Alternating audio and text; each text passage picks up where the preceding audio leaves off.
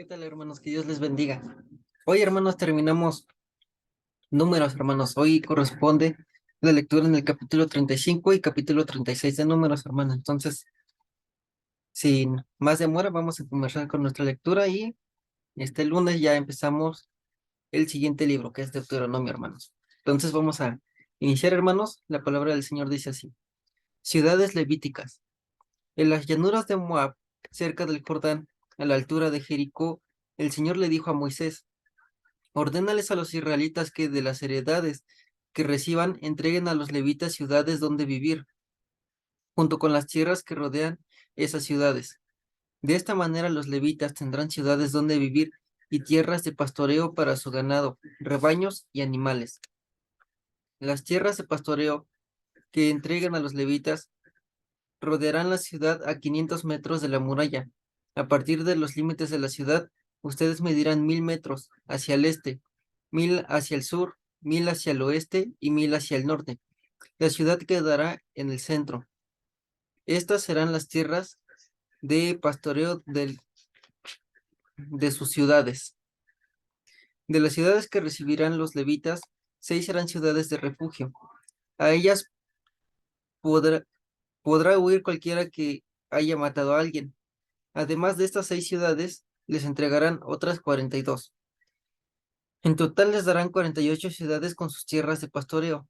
El número de ciudades que los israelitas entreguen a los levitas de la tierra que van a heredar deberá ser proporcional a la heredad que le corresponda a cada tribu. Es decir, de una tribu numerosa se tomará un número mayor de ciudades, mientras que una tribu pequeña se tomará un número menor de ciudades. Ciudades de refugio. El Señor le ordenó a Moisés que les dijera a los israelitas: cuando crucen el Jordán y entren a Canaán, escojan ciudades de refugio a donde pueda huir quien inadvertidamente mate a alguien. Esa persona podrá huir a esas ciudades para protegerse del vengador. Así se evitará que se mate al homicida antes de ser juzgado por la comunidad. 6 serán las ciudades que ustedes reservarán como ciudades de refugio. 3 de ellas estarán en el lado este del Jordán y las otras 3 en Canaán. Estas 6 ciudades les servirán de refugio a los israelitas y a los extranjeros, sean estos inmigrantes o residentes. Cualquiera que inadvertidamente dé muerte a alguien podrá refugiarse en estas ciudades. Si alguien golpea a una persona con un objeto de hierro y esa persona muere, el el agresor es un asesino y será condenado a muerte.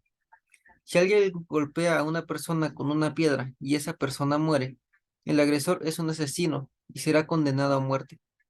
Si alguien golpea a una persona con un pedazo de madera y esa persona muere, el agresor es un asesino y será condenado a muerte. Corresponderá al vengador matar al asesino, y cuando lo encuentre, lo matará. Si alguien mata a una persona por haberle empujado con malas intenciones, o por haberle lanzado algo intencionalmente, o por haberle dado un puñetazo por enemistad, el agresor es un asesino y será condenado a muerte. Cuando el vengador lo encuentre, lo matará. Pero podría ocurrir que alguien sin querer empuje a una persona, o que sin mala intención le lance un objeto, o que sin darse cuenta le deje caer una piedra y que esa persona muera. Como en este caso ellos no eran enemigos ni hubo intención de hacer daño, será la comunidad la que, de acuerdo con estas leyes, deberá arbitrar entre el acusado y el vengador. La comunidad deberá proteger del vengador al acusado, dejando que el acusado regrese a la ciudad de refugio a donde huyó y que se quede allí hasta la muerte del sumo sacerdote que fue ungido con el aceite sagrado. Pero si el acusado sale de los límites de la ciudad de refugio a donde huyó, el vengador podrá matarlo y no será culpable de homicidio si le encuentra fuera de la ciudad. Así que el acusado debe permanecer en la ciudad de refugio hasta la muerte del sumo sacerdote. Después de eso podrá volver a su heredad. Esta ley regirá siempre sobre todos tus descendientes, donde quiera que vivan. Solo por el testimonio de varios testigos se le podrá dar muerte a una persona acusada de homicidio. Nadie podrá ser condenado a muerte por el testimonio de un solo testigo. No aceptará rescate por la vida de un asesino condenado a muerte. Tendrá que morir. Tampoco aceptará rescate para permitir que el refugiado regrese a vivir a su tierra antes de la muerte del sumo sacerdote. No profanes la tierra que habitas. El derramamiento de sangre contamina la tierra, y solo con la sangre de aquel que la derramó es posible hacer expiación en favor de la tierra. No profanes la tierra donde vives y donde yo también vivo, porque yo, el Señor, habito entre los israelitas. Y continuamos, hermanos, el último capítulo del Números, capítulo 36. Herencia de las mujeres. Los jefes de las familias patriarcales de los clanes de Galad fueron a hablar con Moisés y con los otros jefes de familias patriarcales israelitas. Galad era hijo de Maquir y nieto de Manasés, por lo que sus clanes descendían de José.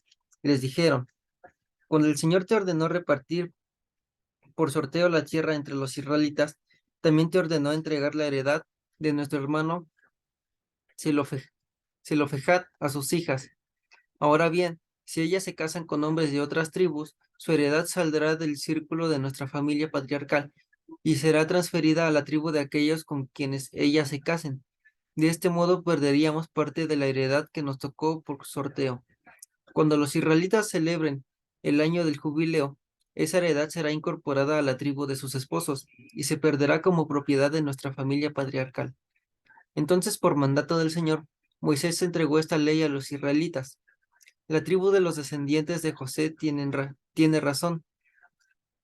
Respecto a las hijas de Zelofejad, el Señor ordena lo siguiente: ellas podrán casarse con quien quieran, con tal de que se casen dentro de la tribu de José. Ninguna heredad en Israel podrá pasar de una tribu a otra, porque cada israelita tiene el derecho de conservar la tierra que su tribu heredó de sus antepasados. Toda hija que herede tierra en cualquiera de las tribus deberá casarse con alguien que pertenezca a la familia patriarcal de sus antepasados. Así, cada israelita podrá conservar la heredad de sus padres. Ninguna heredad podrá pasar de una tribu a otra, porque cada tribu israelita debe conservar la tierra que heredó. Las hijas de Zelofejad hicieron lo que el Señor le ordenó a Moisés. Se llamaban Mahla, Tirsa, Jogla, Milca y Noa. Se casaron con sus primos dentro de los clanes de los descendientes de Manasés, hijo de José, de modo que su heredad quedó dentro del clan y de la familia patriarcal de su padre. Estos son los mandamientos y ordenanzas que por medio de Moisés dio el Señor a los israelitas en las llanuras de Moab, cerca del Jordán, a la altura de Jericó. Y bueno, hermanos, con esto terminamos Números. Ya mañana lunes continuamos o iniciamos más bien Deuteronomio, hermanos. Entonces, qué gusto poder saber que juntos estamos terminando estas lecturas, no dejándolos de invitar, hermanos, a que sigan leyendo la palabra del Señor para que así juntos podamos saber qué es lo que el Señor nos quiere decir a través de su palabra, hermanos. Sin más, hermanos, les envío un fuerte abrazo y que Dios les bendiga mucho.